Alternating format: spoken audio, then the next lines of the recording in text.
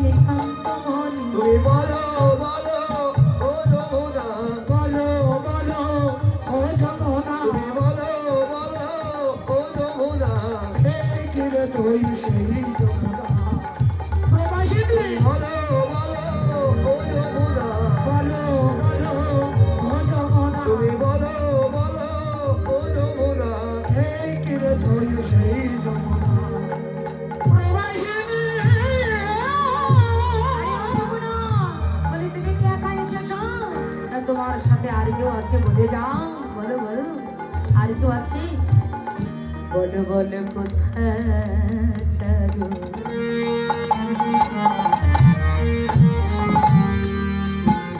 চন্দ্র বলে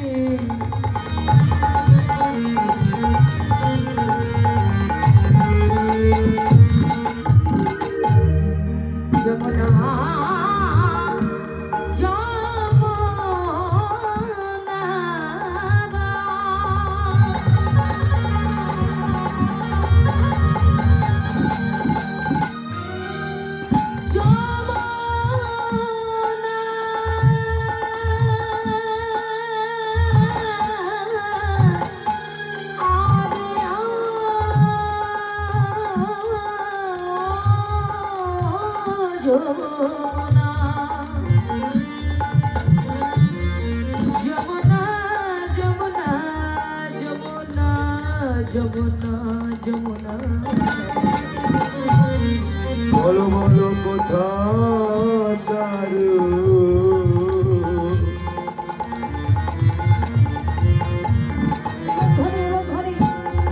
চন্দ্রাবলী বলি আবার কোথা বাসে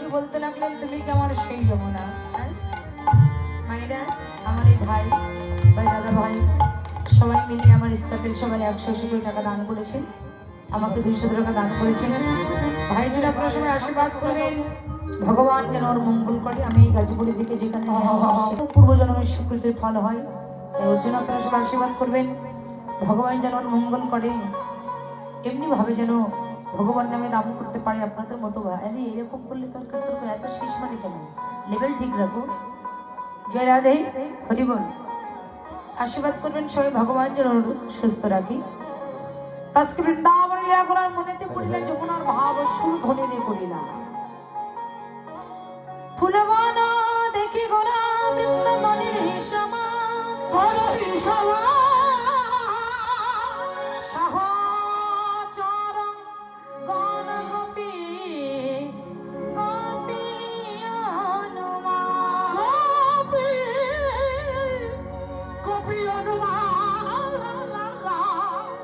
ফুলবন দেখি গোরা বৃন্দাবনের সমা। নবদ্বীপের মধ্যে একদিনে অনেকটা ফুল ফুটে উঠেছে, আর ফুল বাগানকে দর্শন করে গৌর হরি মনে মনে করলেন যেটা হলো আমার বৃন্দাবন। সহচর গণ গোপী গোপী হনুমান। আজকে সহচর গণকে দর্শন করে ভগবান মনে মনে চিন্তা করলেন যে এরাই হলো সময় বৃন্দাবনে ব্রজ গোপীগণ। আজকে সেই গোপী মনে মনে চিন্তা করে ভগবান গোপী গোপী বলে ডাকছেন। কিন্তু বাবা, আমরা সাধারণত জানি যে গোপী বাস করে কোথায় মায়েরা, জানো? ও মায়েরা, ঘুম পাচ্ছে নাকি তোমাদের? বলো তো, গোপী কোথায় বাস করে? কোথায় বাস করে? হ্যাঁ, কোথায়? তোমরা বলো, কোথায় থাকে? বৃন্দাবনে। মায়েরা বলছে যে গোপী থাকে বৃন্দাবনে। তাহলে আমরা সবাই জানি যে গোপী বাস করে কোথায়? না, বৃন্দাবনে। কিন্তু তত্ত্বদর্শীগণ সিদ্ধান্ত দিলেন বৃন্দাবনে বাস করলে তাকে কিন্তু গোপী বলা যাবে না। মন দিয়ে শুনবেন মায়েরা, একদম এই যে সময়টা নির্ঝুম সময়, একদম শান্ত মন নিয়ে শ্রবণ করবেন। হ্যাঁ, বৃন্দাবনে বাস করলে তাকে গোপী বলা যাবে না। গোপী হওয়াটা মুখের কথা নয়। বৃন্দাবনে বাস করলেন, বৃন্দাবনে বাসিন্দার হলেন, আপনি গোপী হয়ে গেলেন, এত সস্তা, এত মুখের কথা? গোপী হওয়াটা অনেক কঠিন ব্যাপার। বলছে গোপী, গোপী শব্দের অর্থ কি আগে জানতে হবে। বলছে গোপী, গো যুক্ত পি, গোপী। গো শব্দের অর্থ হলো ইন্দ্রিয়, আর পি শব্দের অর্থ হলো পেশন করা। অর্থাৎ যারা সদ্গুরুর কাম গায়ত্রী বীজ গ্রহণ করে সাধন করিতে করিতে যাদের ইন্দ্রিয় বৃত্তিগুলোকে কর্ষণ করে যারা আমার গোবিন্দের রাতুল চরণে অর্পণ করতে পেরেছেন, এই জগতের মধ্যে হলো একমাত্র তারাই গোপী। তাই বাবা, বৃন্দাবনে বাস করলে তাদেরকে গোপী বলা যাবে না। গুরুচরণ আশ্রয় করে সেই ভজন পথে গেলে আমরাও গোপী হতে পারি। এই জন্য তত্ত্বদর্শীগণ সিদ্ধান্ত দিলেন এই জগতে গোপী তারাই। কারা জানো? যারা গোপনে গোবিন্দ ভজে, যারা গোপনে গোবিন্দ ভজে, যারা গোপনে গোবিন্দ ভজে, যারা গোপনে গোবিন্দ ভজে, ভজনে বসে বসে গোপনে গোবিন্দ ভজে, ওরে নিরজনে বসে বসে, যারা গোপনে গোবিন্দ ভজে,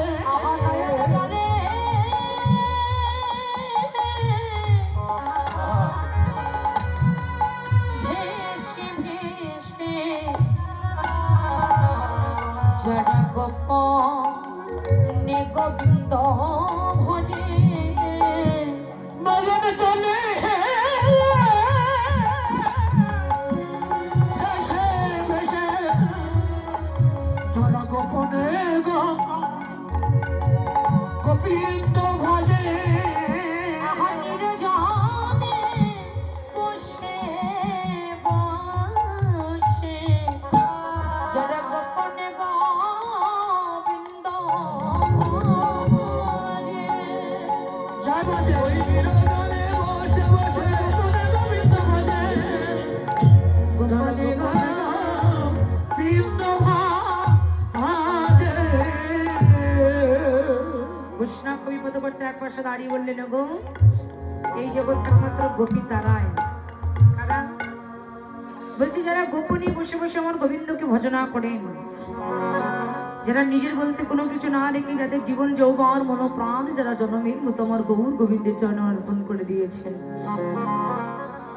তারা কে না? তারা হলো বৃন্দাবনে ব্রজ গোপীগণ।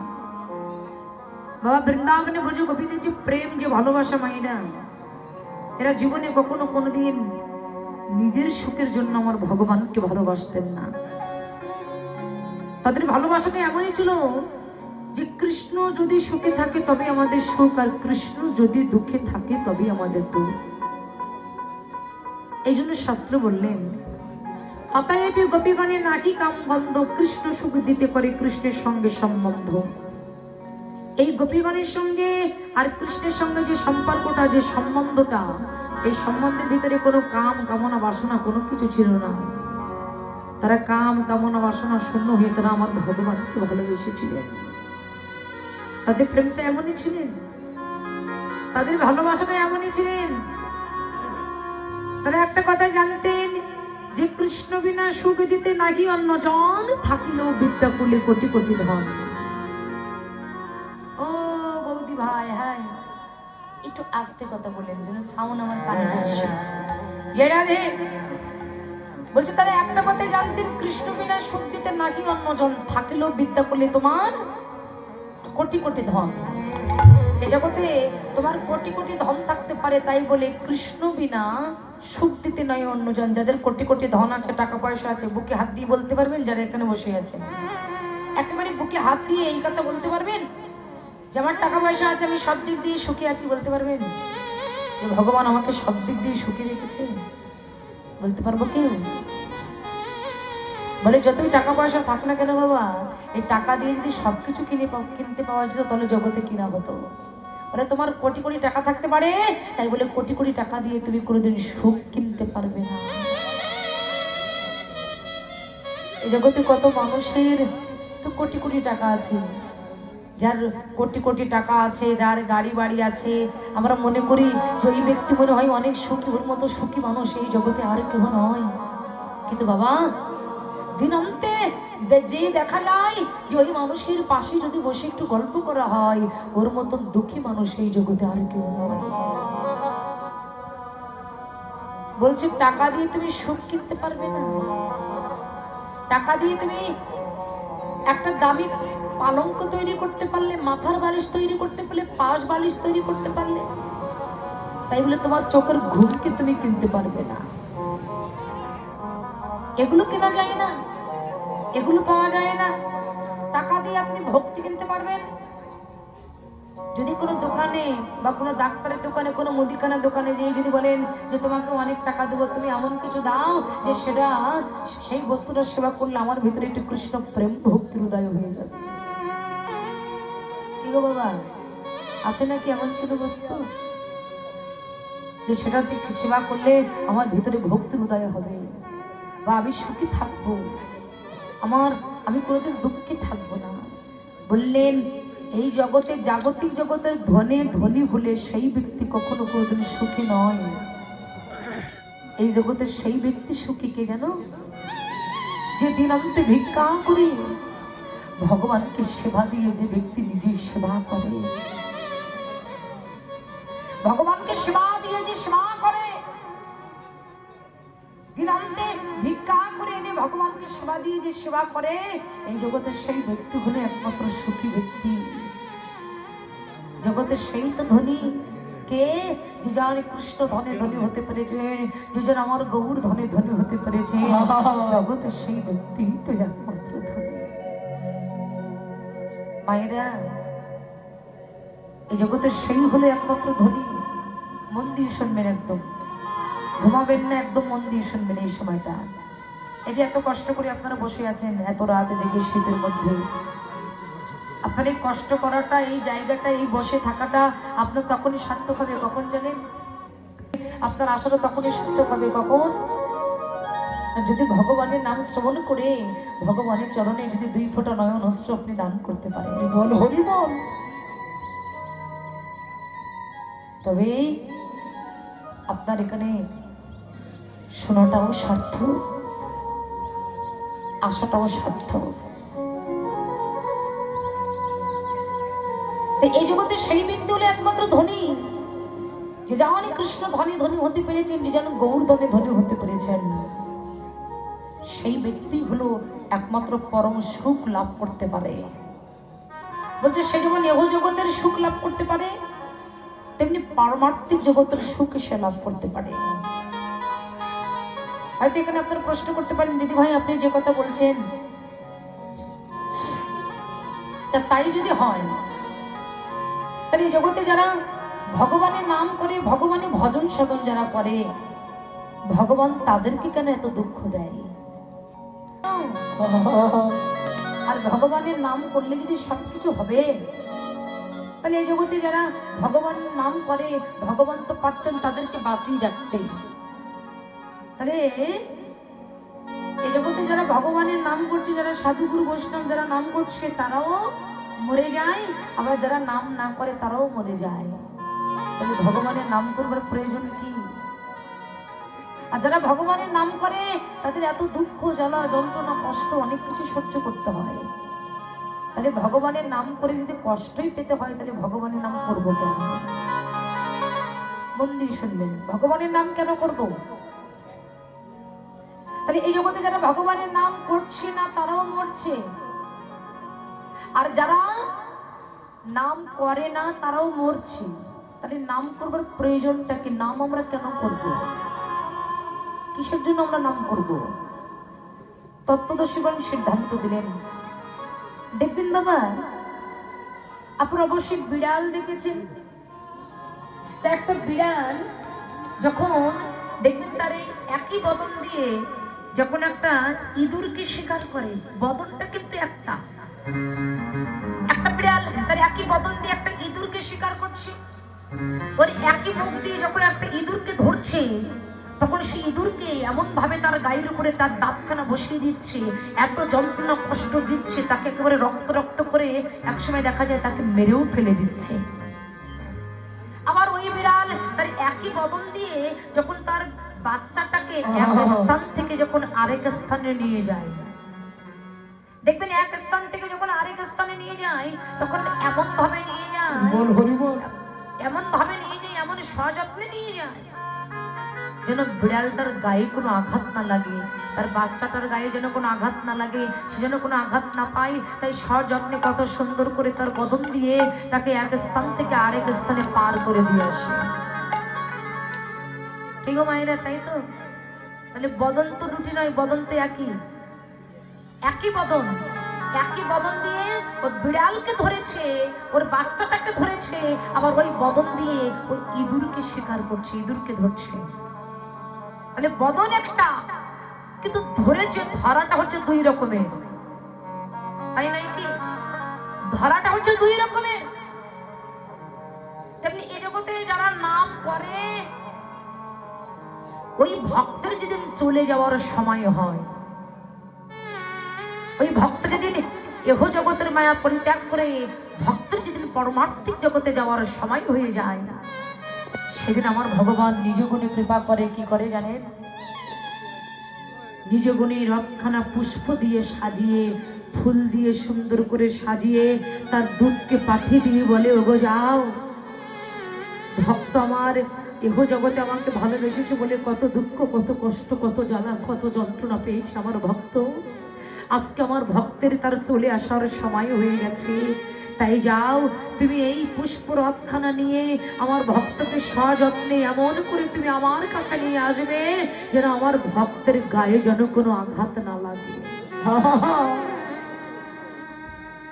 আমার ভক্তের গায়ে যেন কোনো আঘাত না লাগে।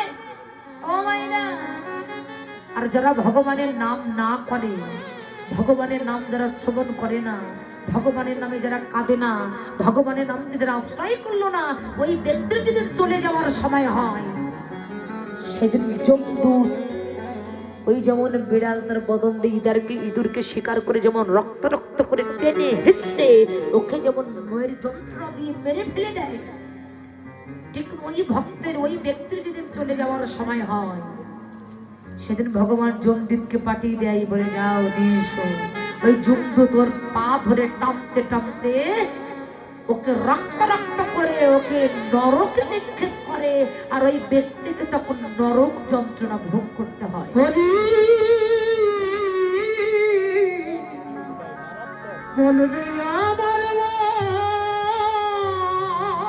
ওই ব্যক্তিকে তখন নরক যন্ত্রণা ভোগ করতে হয়। এই নরক যন্ত্রণা, এই দুঃখ কষ্ট জ্বালা যন্ত্রণা যেন আমরা না পাই, তার জন্য ভগবান মধুমাখা কৃষ্ণ নাম, তার জন্য ভগবান নিজ গুণে কৃপা করে মধুমাখা হরি নাম নিয়ে এসেছেন আমাদের মতো পতিতকে উদ্ধার করবার জন্য, আমাদের মতো পাপিষ্ঠ জীবকে উদ্ধার করবার জন্য ভগবান এই মধুর নাম এনেছেন। স্বর্ণকার যেমন সোনাকে আগুনে পুড়িয়ে পুড়িয়ে ওই সোনাকে যেমন খাঁটি করে, তেমনি আমার ভগবান তার ভক্তকে দুঃখের অনারে পুড়িয়ে পুড়িয়ে খাঁটি করে। ভক্তকে ভালোবাসলে, ভগবানকে ভালোবাসলে অনেক জ্বালা, অনেক যন্ত্রণা, অনেক দুঃখ, অনেক কষ্ট পেতে হয়। কেন দেখুন বাবা, এই জগতে যারা ভগবানকে ভালোবেসেছেন, যদি আপনারা কেউ ভক্তের জীবনী সম্পর্কে পড়ে থাকেন, একটু লক্ষ্য করে দেখবেন, এরা বিনা কান্নায় কেউ কিন্তু ভগবানকে পায় নাই। প্রত্যেকটা ভক্ত শুধু কেঁদেছেন, শুধু দুঃখ পেয়েছে, শুধু যন্ত্রণা পেয়েছে। ভগবানকে যারা ভালোবেসেছেন, শুধু কষ্ট, জ্বালা, যন্ত্রণা, দুঃখটাই তাদের সার হয়েছে। আর ভগবানকে যারা ভালোবেসেছেন, এরা কেউ গরিব লোকের সন্তান নয় বাবা, সবাই বড় লোকের সন্তান। কেউ রাজার ছেলে, আজকে রাজার ছেলে হয়ে তারা সবকিছুকে পরিত্যাগ করে চিরজনমের মতো গৌর গোবিন্দের ভজনেরই পথে তাদের দেহটাকে তারা অর্পণ করে দিলেন আমার ভগবানের নামে।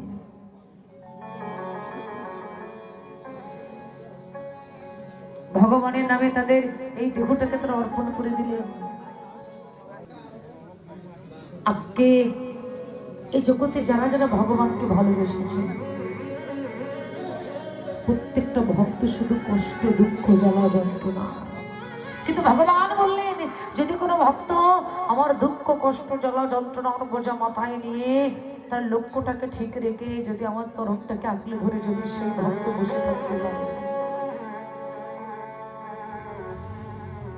এই জগতে তাকে আমার চরণে দাস হওয়ার দরকার হয় না। আমি ভগবান নিজ গুণে কৃপা করে একমাত্র সেই ভক্তের চরণে দাস হয়ে যায়। আমি ভগবান নিজ গুণে কৃপা করে একমাত্র সেই ভক্তের চরণে দাস হয়ে যায়। যতই বাধা আসুক, যতই যন্ত্রণা আসুক, যতই কষ্ট আসুক,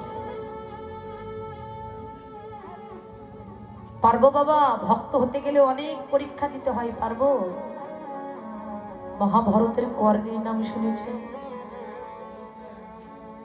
কর্ণ কি করেছিল জানেন? পারবো আমরা এমন করতে? ভগবান একদিন মনে মনে চিন্তা করলেন, কর্ণ তুমি নাকি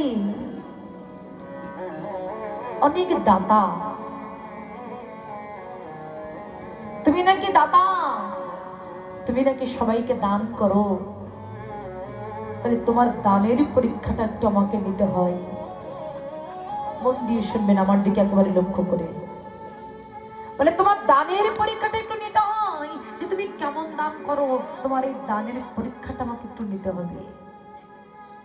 তাই ভগবান কি করেছিল, একাদশীর পরের দিন যেদিন দ্বাদশী হয়, এই দ্বাদশী দিনে কি করতে হয় জানেন তো? দেখবেন অনেক বৈষ্ণবরা আছে, অনেক ভক্তের বাড়ি আছে, যারা ভক্তকে সেবা না দিয়ে তারা অন্ন গ্রহণ করে না। দ্বাদশীর দিনে ভক্তকে সেবা দিয়ে তারপরে তারা অন্ন গ্রহণ করেন। একাদশীর পরের দিন যেদিন দ্বাদশী এসেছে, দাতা কর্ণ তার স্ত্রী ওই পথের দিকে নয়ন দিয়ে বসে আছে, যে যদি কোনো বৈষ্ণব আমার বাড়িতে আসতো, সেই বৈষ্ণবকে সেবা দিয়ে আমি একটু অন্ন গ্রহণ করতাম। যদি কোনো বৈষ্ণব আমার বাড়িতে আসতো, ওই বৈষ্ণবকে সেবা দিয়ে আমি একটু অন্ন গ্রহণ করতাম। পথের দিকে চেয়ে আছে। আর ভগবানেরও কি পরীক্ষা, যে কর্ণ তুমি নাকি দাতা বীর হয়েছ, তুমি নাকি অনেক দান করো, তুমি নাকি দাতা কর্ণ হয়েছ, তা তুমি কেমন দান করো, তোমার দানের পরীক্ষাটা আজকে আমি দেব। তাই ভগবান কি করেছে বাবা, ওই দিন বৈষ্ণবের বেশ ধারণ করে, বৈষ্ণবের বেশ ধারণ করে আমার ভগবান কি করলেন না, ওই কর্ণের বাড়িতে প্রবেশ করলেন। কর্ণের বাড়িতে যেই না প্রবেশ করেছে, বৈষ্ণবকে দেখে কর্ণের মনে আনন্দের যেন সীমা নাই। বৈষ্ণবকে দেখে কর্ণ বৈষ্ণবের চরণে সাষ্টাঙ্গে প্রণাম করে চরণ দুটি বুকের ভিতরে জড়িয়ে ধরেছে। যে আমার কত বড় ভাগ্য, আমার কত বড় ভাগ্য যে আজকে কোটি কোটি জনম সাধনা করে যে বৈষ্ণবের চরণ পেলে না। কত ভক্ত কৃপা করে যে বৈষ্ণবের চরণ পাওয়া যায় না, আজকে সেই বৈষ্ণব নিজে করে কৃপা করে আমার ঘরে এসেছে। সেই বৈষ্ণব নিজে করে কৃপা করে আমার ঘরে এসেছে। আর যেই না বৈষ্ণব এসে দাঁড়িয়েছেন, সেই বৈষ্ণব ও তো অন্য কেউ না, এত ভগবান বৈষ্ণব শিখে এসেছে কর্ণকে পরীক্ষা করবার জন্য। কর্ণ, আমি তোমার ঘরে আজকে আতিথ্য গ্রহণ করতে চাই। বলে, হে বৈষ্ণব, এ তো আমার বড় ভাগ্যের ব্যাপার। বলছে, শোনো কর্ণ, আজকে দ্বাদশীর দিনে তোমার ঘরে আমি সেবা করতে চাই। বলছে, বলো, আমি তোমাকে কি দিয়ে সেবা করতে পারি? আমি তো বৈষ্ণব সেবা দেওয়ার জন্যই তো বসে আছি। আজকে দ্বাদশীর দিন বৈষ্ণবকে সেবা দেব বলেই তো আমি বসে আছি। বলো, আমি তোমাকে কি দিতে পারি? তুমি কি গ্রহণ করতে চাও? বলছে, শোনো কর্ণ, আমি যা গ্রহণ করতে চাই তুমি আমাকে তাই দিবে তো? হ্যাঁ, কথা দিলাম, আমি তাই দেব।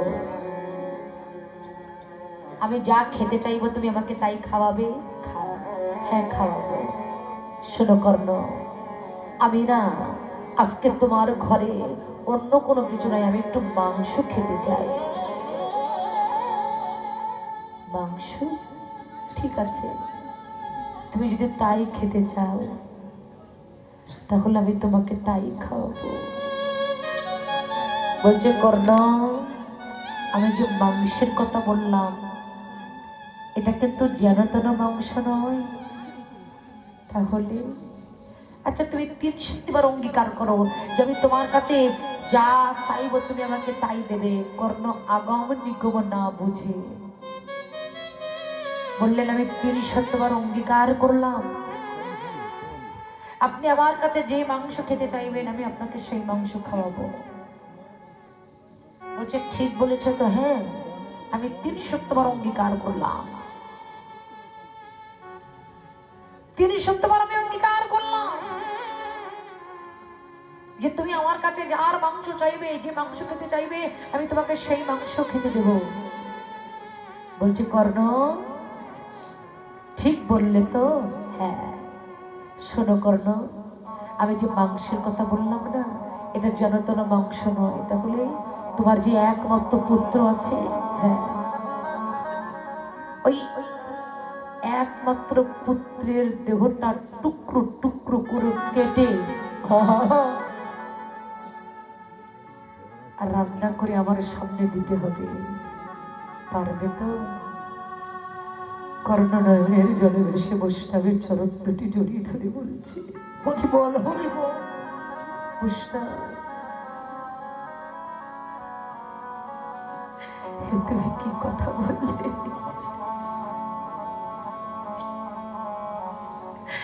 তুমি কি বললে? তুমি অন্য কিছু চাও? আমার একমাত্র পুত্র, আমি বাবা হয়ে কেমন করে আমার ছেলের দেহটাকে টুকরো টুকরো কেটে আমি মাংস রান্না করে আমি তোমাকে দেব? তুমি বলতে পারো আমি যে বাবা? আমি কেমন করে এই কাজ করবো তুমি একবার বলে দাও। বলছে, কর্ণ, তুমি আমার কাছে 300 বার অঙ্গীকার করেছো, মনে আছে তোমার? হ্যাঁ। তাহলে তুমি আমার কাছে 300 বার অঙ্গীকার করে যদি তুমি তোমার কথা না রাখো তাহলে তুমি বৈষ্ণব চরণে অপরাধী হবে। আর এই জগতে যদি কেউ বৈষ্ণব চরণে অপরাধী হয় তবে সেই ব্যক্তির নরকগামী হয়। বলছে, বৈষ্ণব, কথা যখন দিয়েছি আমি কথা রাখবো, কিন্তু যে মা তাকে 10 মাস 10 দিন গর্ভে ধরে, যে মা তাকে পৃথিবীর বদনটা দেখালো, আমি একবার আমার স্ত্রীর কাছে যেয়ে আমি একটু অনুমতি নিয়ে আসি।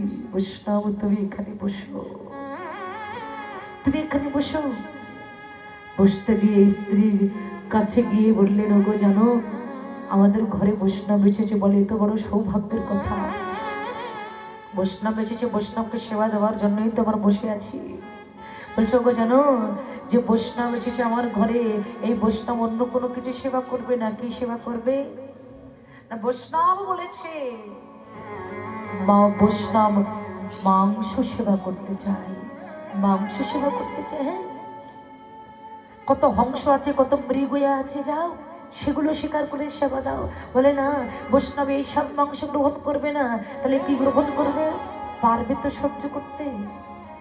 বলো, পারবো? কি করতে হবে, কি বলো? বলছে, জানো আমাদের যে একমাত্র পুত্র, যে আমাদের বুকের মানিক বিশুকেতু, যে আমাদের একমাত্র পুত্র, যাকে কত ভজন করে সাধন করে ভগবানের কাছ থেকে চেয়ে নিয়েছিলাম। বলে, হ্যাঁ জানো, জানো আজকে বৈষ্ণব বলেছে আমাদের একমাত্র ছেলের দেহটাকে টুকরো টুকরো করে কেটে মাংস রান্না করে বৈষ্ণবের চরণে সেবাই দিতে হবে। না, এ তুমি কি কথা বলছো?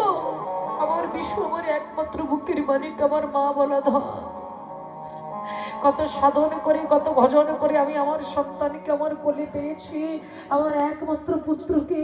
না না, আমি এটা পারবো না। এ তুমি কি কথা বললে? আমি যে মা, আমি এটা কখনোই পারবো না। বলছি, শোনো, আমি বৈষ্ণবকে 30 অঙ্গীকার করেছি যে আমার এই কাজ আমাকে করতেই হবে।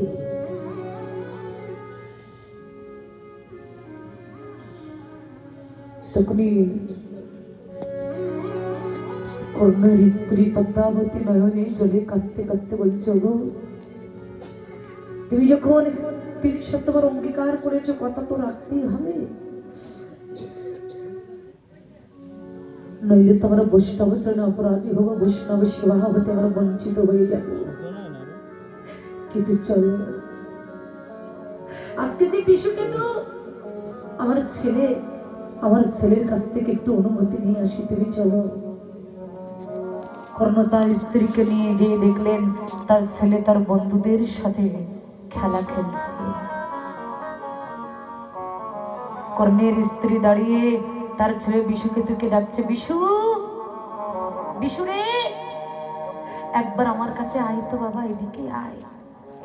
খেলাটা রেখে দেখে যে মা আমার এসে দাঁড়িয়েছেন। মায়ের চোখের দিকে তাকিয়ে দেখে মায়ের চোখের জলটা টলমল টলমল করছে। বিশু জিজ্ঞাসা করলেন, মা গো, মা তোমার চোখে জল কেন? কি হয়েছে তোমার?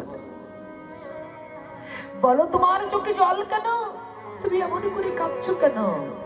বলছে, না বাবা কিছু হয়নি। বলছে, না মা, তোমার চোখে জল আমি বুঝতে পারছি। শোনো মা, আমি তোমার পুত্র, আমি তোমার পুত্র হয়ে যদি পিতার সুখে যদি আমি সুখী হতে না পারলাম,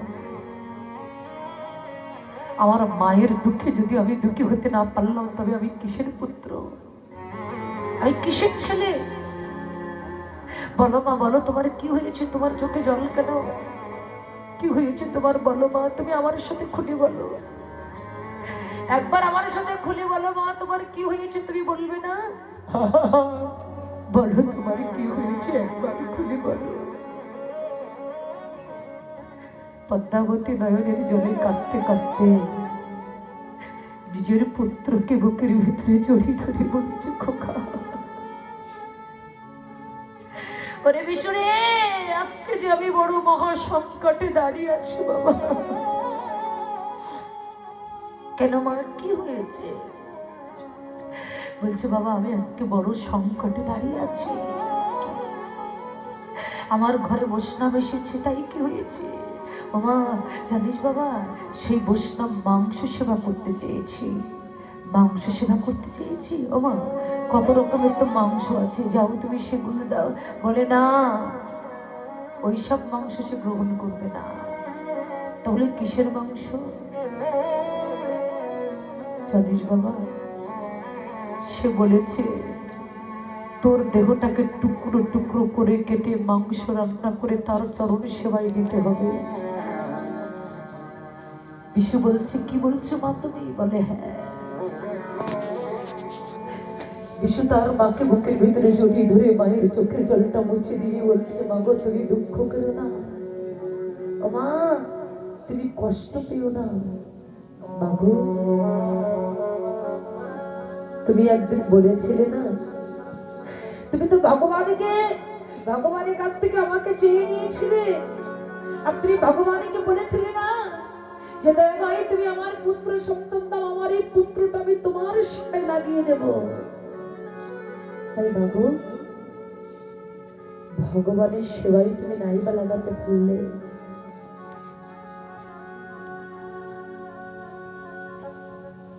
কিন্তু বৈষ্ণবের চরণ সেবায় তো লাগাতে পারছো।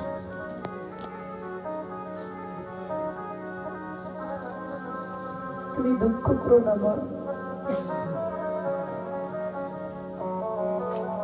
আজকে আমার মানব জন্ম ধন্য, আমি যে মানব কুলে জন্ম নিয়ে বৈষ্ণবের সেবায় যে আমার দেহটা লাগবে,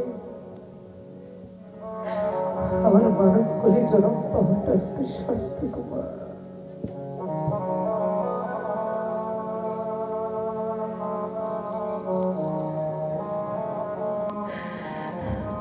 আমি মানব কুলে জন্ম নিয়ে আমি দেব যে বৈষ্ণব সেবায় লাগাতে পারছি,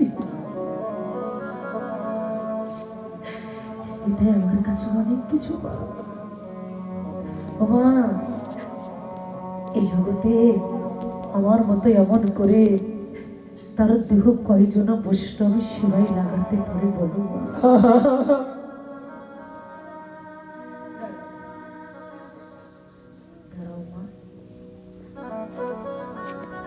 আমি আমার বন্ধুদের কাছ থেকে একটু অনুমতি নিয়ে আসি।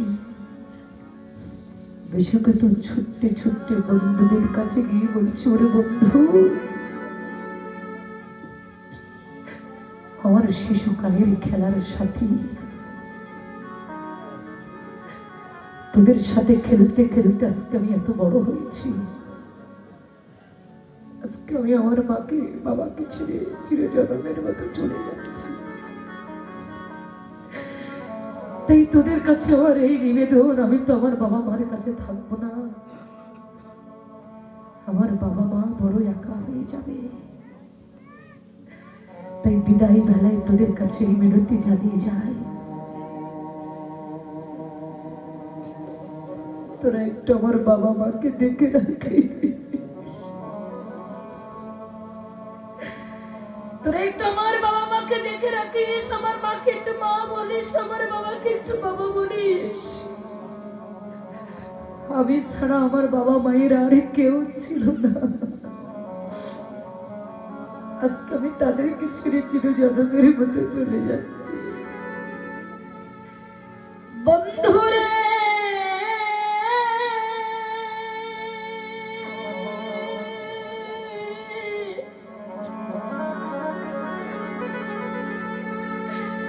ওরে বন্ধুরে,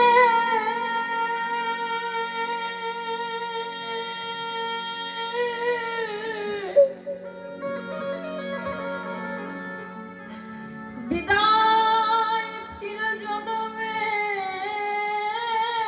মতো বিদায় দে,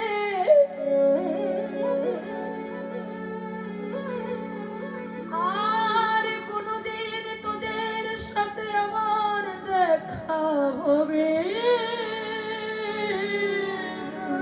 দেখা হবে না।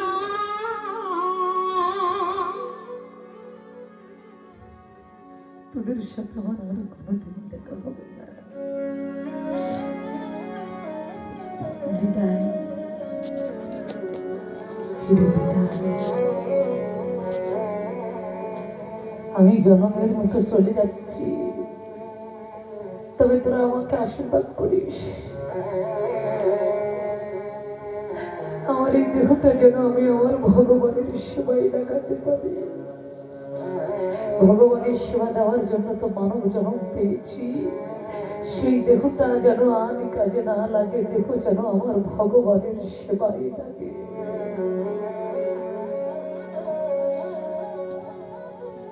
এই নয়ন জলে কাঁদতে কাঁদতে বাবা মায়ের হাত ধরেছে। কর্ণ তার স্ত্রী তার ছেলের হাত ধরে বাড়িতে এসে বিশুকে তো কি করেছে জানেন? ওই হাড়ির ভিতরে তার মাথাটা ঢুকিয়ে দিয়েছে।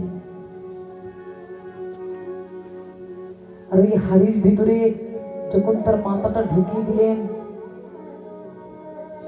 এক ধারে কর্ণ একটা ধারালো অস্ত্র নিয়ে দাঁড়িয়ে আছে, আর এক ধারে তার স্ত্রী একটা ধারালো অস্ত্র নিয়ে দাঁড়িয়ে আছে। আর এই দুইজনের মাঝখানে ওই হাড়ি কাঠের ভিতরে বিশুকেতু তার মাথাটা ঢুকিয়ে দিয়েছে।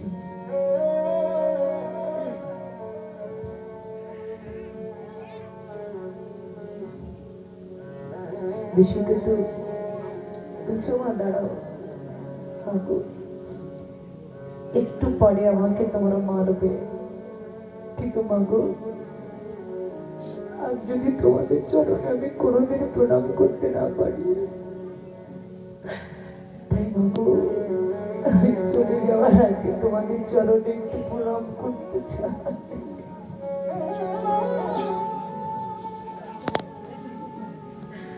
আমি চলে যাওয়ার আগে তোমাদের চরণে একটু প্রণাম করতে চাই। বিশুকেতু হাড়ির ভেতর থেকে মাথাটা বের করে এনে ছোট্ট ছোট্ট এসে মায়ের চরণ দুটি বুকের ভিতরে জড়িয়ে ধরে বলছে, মা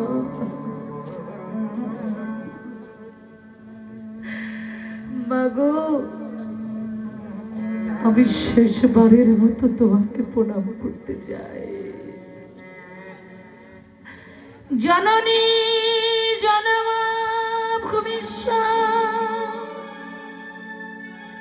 স্বর্গাদপি গড়িয়সি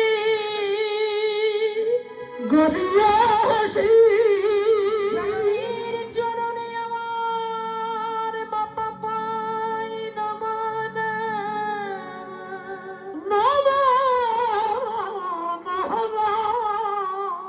বিশু তার মায়ের চরণ দুটি বুকের ভিতরে জড়িয়ে ধরে বলছে, মাগো আমি তো জনমের মতো চলে যাচ্ছি মা, আর হয়তো কোনোদিন তোমাকে পাবো না, টাকাবো না।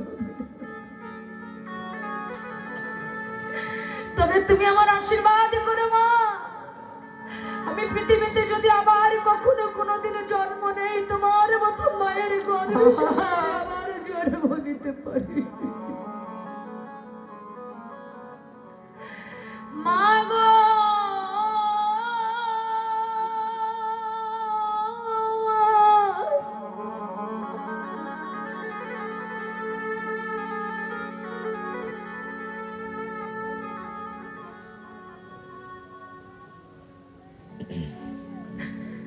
আজ জীবনের নিদান বেলায়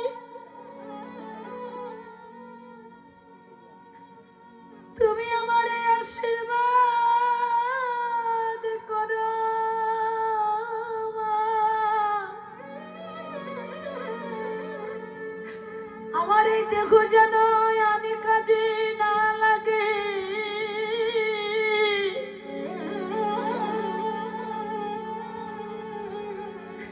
এই দেহ যেন আমি ভগবানের সেবা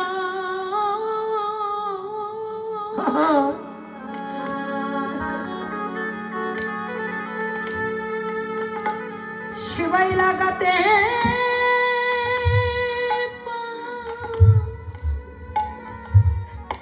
পারি।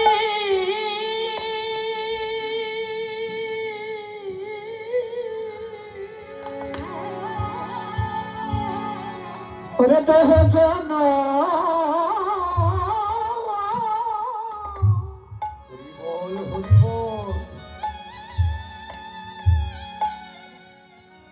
ভগবানের সেবায় লাগাতে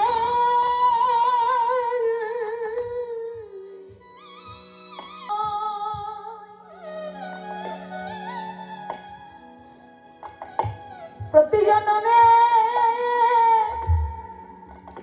জন্মে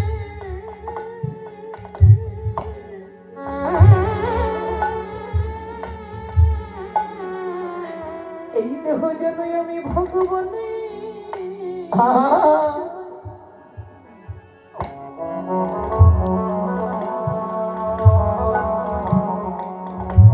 সবাই লাগাতে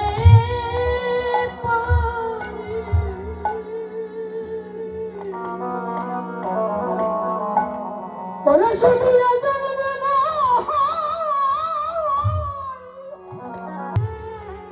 শুধুয়ে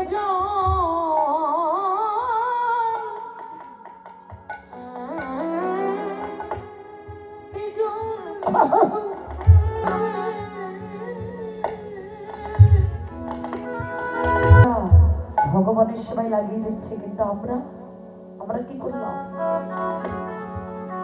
আমাদের ভিতরে এমন ভজন সাধন নাই, কিন্তু আমরা ভগবানের সেবায় নাইবা লাগাতে পারলাম। এই বৈষ্ণব চরণ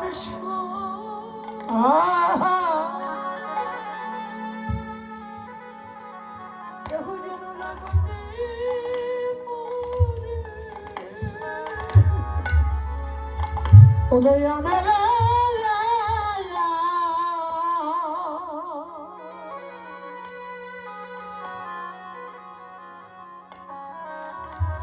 বৈষ্ণব চরণ সেবা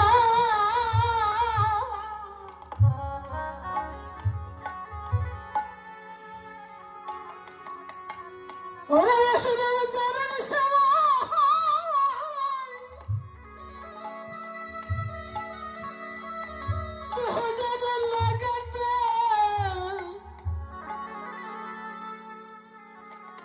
লাগাতে পারি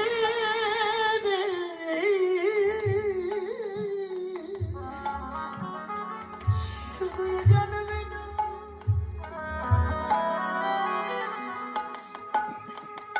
প্রতি জন্মে জন্মে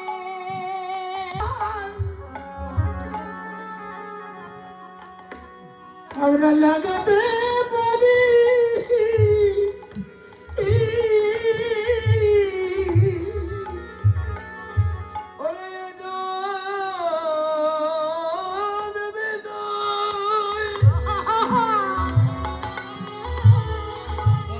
প্রতি জনমে জনমে হরিবল হরিবল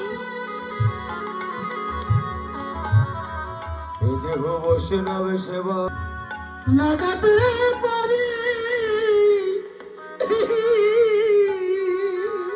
আমার যে কুলে জানা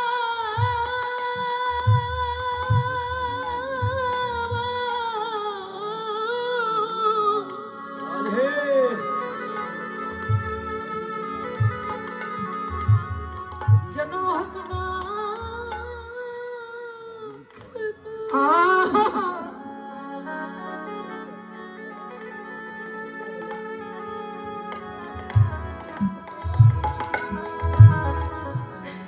এই দেহ বৈষ্ণব সেবা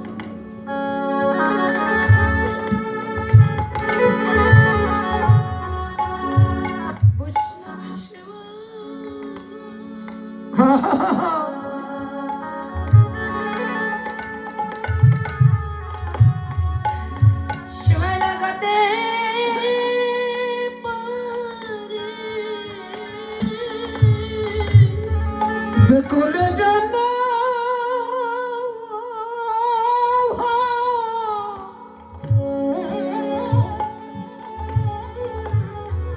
ওরে যে কুলে জানো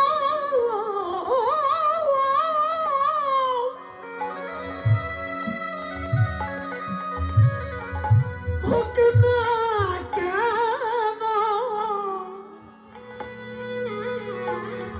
দেহজন বৈষ্ণব সেবা বাবার চরণ দুটি বুকের ভিতরে জড়িয়ে ধরেছি।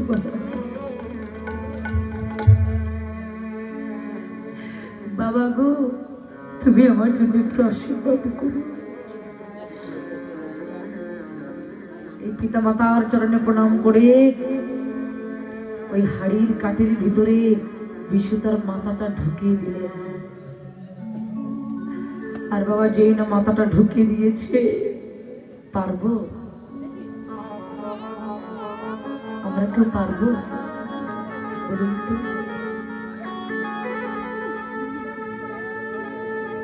পারবো কেউ কর্ণের মতো এমন করতে, নিজের ছেলে নিজের হাতে বলিদান করতে?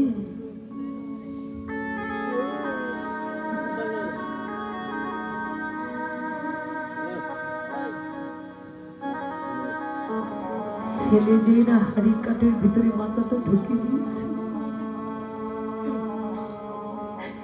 মা একদিকে অস্ত্র নিয়ে দাঁড়িয়ে আছে, বাবা একদিকে অস্ত্র নিয়ে দাঁড়িয়ে আছে। ওই অস্ত্র দিয়ে ছেলের মাথাটা ছেদন করে দিলেন। ছেলের মাথাটা ছেদন করে দিয়েছি। ওই মাথাটা বিশুকে তোর মা একধারে ডেকে বলছে, আমি এখন তো কাঁদতে পারছি না, তাই অন্য সময় আমার ছেলের মাথাটা বুকে জড়িয়ে ধরে আমি একটু নয়নে চলে কেঁদে আমার মনটা হালকা করে নেব। নিজের ছেলের দেহটাকে টুকরো টুকরো করে কেটে রান্না করে, ভগবান যে বৈষ্ণব সেজে এসেছে, বসতে আসন দিয়েছে, ছেলের দেহটাকে টুকরো টুকরো করে রান্না করে বৈষ্ণবের চরণের কাছে এসে রেখেছি, বৈষ্ণব রেখেছি। ভগবানের কি পরীক্ষা! ভগবান কর্ণকে ডেকে বলছে, কর্ণ, ছেলের দেহটাকে টুকরো টুকরো করে কাটলে। কর্ণের স্ত্রীকে বলছে, ওগো মা, ছেলের মাথাটা কি করলে? কেন? ছেলের মাথাটা যদি টুকরো টুকরো করে একটু অম্বল রান্না করতে, তাহলে খেতে ভালো লাগতো।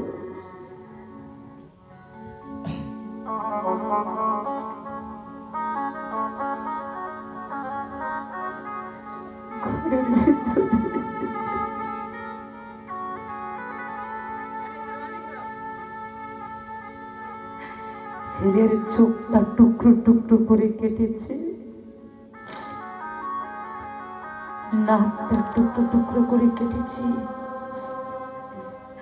মাথাটা টুকরো টুকরো করে কেটে অম্বল রান্না করে বলছে, বৈষ্ণব তুমি যা চেয়েছিলে তাই এনেছি, এবার তো তুমি নিজে করে সেবা করো। ভগবান যেই না আসনে বসেছে, কর্ণকে ডেকে বলছে, কর্ণ, আমার যে একটা অভ্যাস আছে। কি অভ্যাস? আমি সেবা করতে গেলে কোনো একটা বাচ্চা যদি না হয়, তাহলে আমি তো একা একা বসে সেবা করি না, তুমি একটু দেখো তো কোনো ছেলেকে পাও কিনা। কর্ণের স্ত্রী আবার চিৎকার করে বললেন, আবার ছেলে? বলছে, না মা, তুমি এবার চিন্তা করো না, আমি এবার যে কোনো ছেলেকে টুকরো টুকরো করে রান্না করতে বলবো না, তাকে আমার পাশে বসে সেবা দেবো। যাও তো তুমি কোনো ছেলেকে পাও কিনা। কর্ণ খুঁজে দেখলেন যে কোন জায়গায় গেলে এমন পুত্র পাওয়া যাবে। এই কর্ণ খুঁজিতে খুঁজিতে দেখলেন তার ছেলে যে বন্ধুদের সাথে যেখানে খেলা করতো, ও মা, যে দেখো এই বন্ধুদের সাথে তার ছেলে খেলা করছে। কর্ণ দেখে অবাক হয়ে গেলে, নাকি আমার ছেলে? কর্ণ ছুটতে ছুটতে গিয়ে তার ছেলে বিশুকে জড়িয়ে ধরে বলছে, বিশু তুই এখানে? বলছে, কেন বাবা? আমাদের সে কখন থেকে এখানে দাঁড়িয়ে খেলা করছিস? সেই সকাল থেকে তুই খেলা করছিস, কিন্তু আমি যে নিজের হাতে তোকে বলিদান করেছি। না বাবা, আমি সেই সকাল থেকে এখানে দাঁড়িয়ে আমি খেলা করছি। কর্ণর বুঝতে বাকি রইল না যে আমার ঘরে যে এসেছিল আর কেউ নেই। ছুটতে ছুটতে গিয়ে ঘরে দিয়ে দেখে সেই বৈষ্ণব নেই। ছুটতে ছুটতে তার স্ত্রীকে বুকের ভেতরে জড়িয়ে ধরে বলছে, ভগবান আমার ঘরে এসেছিল, কিন্তু আমি পেয়ে ধন হারিয়ে ফেলেছি, আমি তাকে চিনতে পারিনি, আমি তাকে বুঝতে পারিনি, আমি তাকে জানতে পারিনি। কর্ণ যখনই নয়নে জলে কাঁদতে লাগলেন, ভগবান তখন কর্ণকে ডেকে বললেন, কর্ণ, তুমি নয়ন জলে কেঁদো নাই, তোমার সেবায় আমি মুগ্ধ। তুমি দাদা কর্ণ হয়েছে, তাই আমি তোমাকে পরীক্ষা করতে এসেছিলাম যে তুমি কেমন দাদা কর্ণ হয়েছো। সত্যি আমি তোমাকে পরীক্ষা করতে এসে তোমার পরীক্ষায় আমি হার মেনে গেলাম। আমি তোমার কাছে হার মেনে গেলাম। মহাভারতে স্বর্ণ অক্ষরে আমি লিখে দিয়ে গেলাম, এ জগতে দাতা বলে যদি কেউ থাকে, দাতা কর্ণের মতো জগতে আর কেউ কখনো কোনোদিন কোনো কিছু দান করতে পারে। ওরে হবে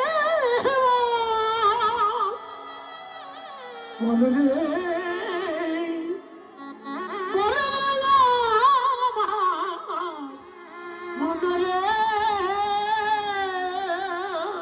তোমার মতো এমন করে কেউ দান করতে পারবে না। তুমি হলে সেই দাতা কর্ণ।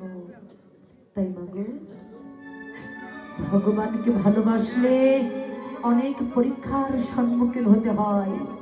তাই যতই পরীক্ষা আসুক, যতই বাধা আসুক, যতই দুঃখ আসুক, যতই কষ্ট আসুক, ভগবানের চরণটাকে ভুলে গেলে হবে না।